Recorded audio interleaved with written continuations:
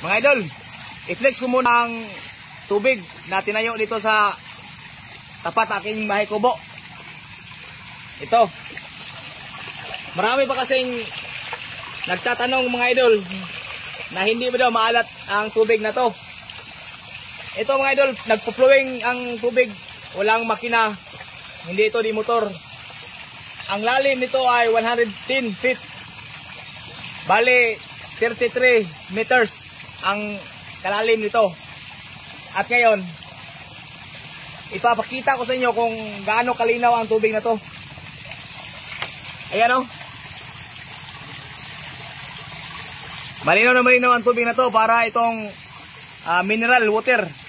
At napakalamig nito.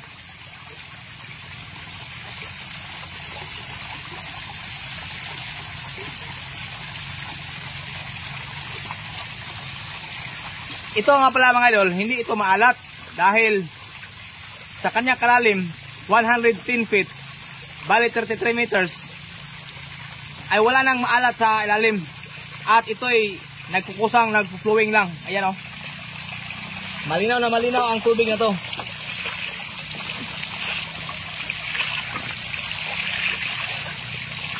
At maraming salamat sa Panginoon Diyos na binigyan tayo ng ganitong kalakas na tubig. Kaya lang, malayo-layo sa mga tao. Hindi sila makapunta dito dahil malayo na. Pero magpagawa ako ulit ng flowing tapat sa aking bahay. Sana ganito rin kalakas para mapakinabangan.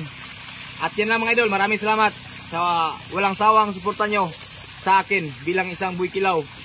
God bless po sa ating lahat.